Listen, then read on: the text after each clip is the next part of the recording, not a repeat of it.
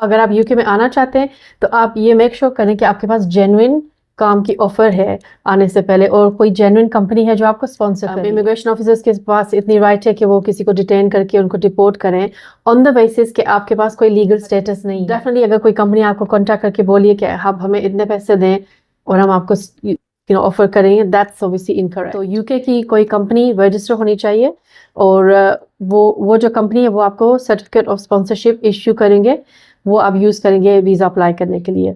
दूसरी चीज़ उनको आपको ये दिखानी होती है कि वो जो सैलरी आपको ऑफर कर रहे हैं वो विद इन द रेगुलेशंस में आती है। नाज़रीन, बरतानिया में गुज़िश्ता कुछ अरसे से डिपोटेशन का जो है वो सिलसिला बढ़ता जा रहा है और बहुत ज़्यादा लोग जो है वो डिपोर्ट हो रहे हैं। उसमें मुख्तलिफ ममालिक में जो है वो लोगों को वापस भेजा जा रहा है।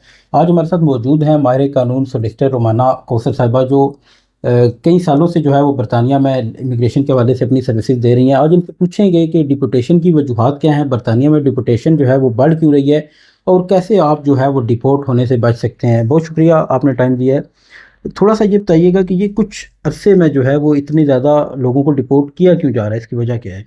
Thank you so much.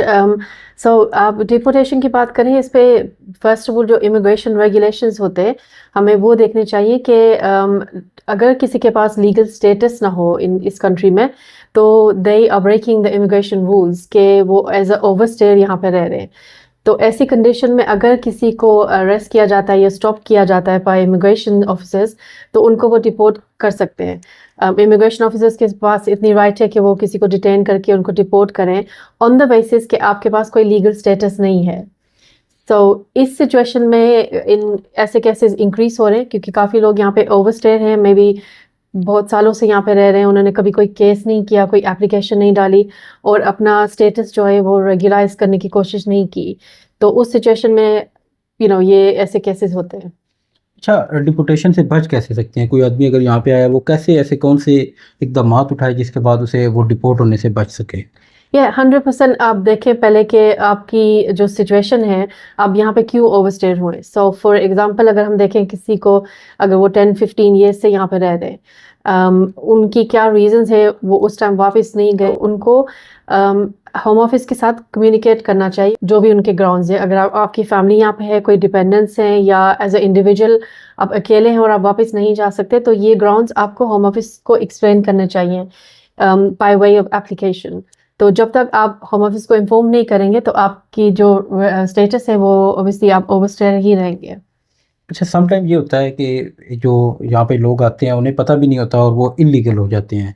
तो क्या ऐसा कोई तरीकाकार है कि आदमी जो है वो, जिन लोगों को इमिग्रेशन के हवाले से मालूमात नहीं है, वो अपना स्टेटस चेक कर सकें कि वो कहीं इलीगल तो नहीं होंगे? जी, आजकल जो है वो ई वीज़ा जो है वो सिस्टम पे है कि आप अपना ई वीज़ा ऑनलाइन रजिस्टर कर सकते हैं। उससे ये होता है कि आपके पास खुद एक्सेस होता है कि आपकी लीगल स्टेटस क्या है।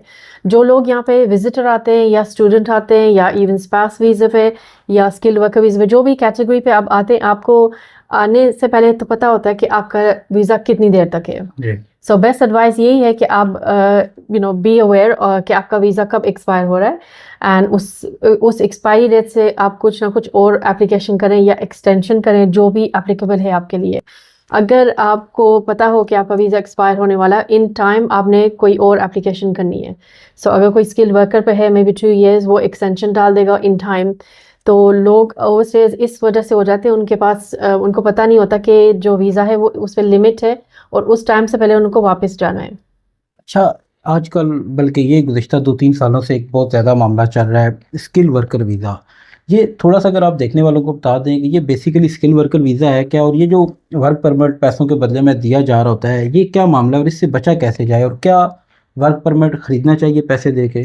जी, डेफिनेटली फ्यू ईयर्स पहले हमने देखा है कि हम जो यूके गवर्नमेंट है उन्होंने स्किल्ड वर्कर वीज़as को काफ़ी वेलकम किया था in the UK because of shortage of occupation. कुछ ऐसे रोल्स थे यूके में जहाँ पे काम लेबर यहाँ पे कम थी, तो उसके बेस पे होम ऑफिस ने ये कहा था कि skilled worker, under skilled worker आप ओवरसीज से किसी भी एम्प्लॉयज़ को बुला सकते हैं अपनी कंपनी के में काम करने के लिए।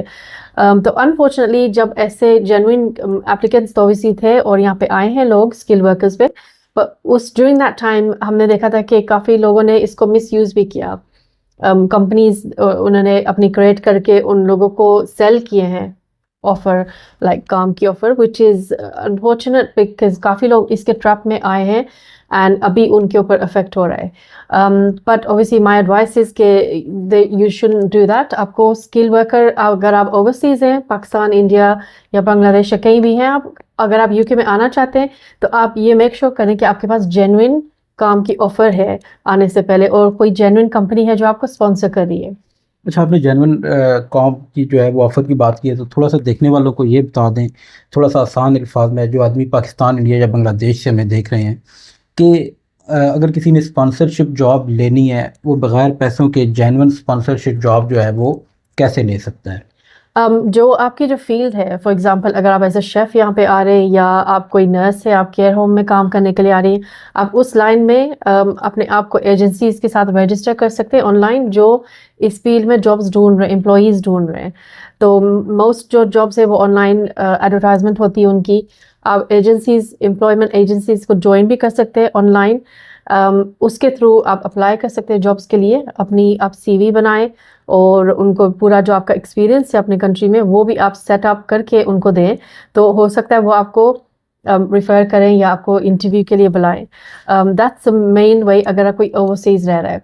बट डेफिनेटली अगर कोई कंपनी आपको कॉन्टैक्ट करके बोलिए कि आप हमें इतने पैसे दें और हम आपको ऑफ़र करेंगे, दैट्स ऑब्वियसली इनकरेक्ट. अच्छा, इसमें सिर्फ थोड़ी सी एक चीज़ ये ऐड कर दीजिएगा कि स्किल वर्कर से जो बंदा वहाँ से आ रहा है, उसके लिए रिक्वायरमेंट क्या होती है, इंग्लिश लैंग्वेज और दीगर कौन कौन सी चीज़? जी, जो मेन रिक्वायरमेंट्स उनको मीट करनी होती है कि इंग्लिश लैंग्वेज उन्होंने पास की हुई है या उनके पास डिग्री लेवल है.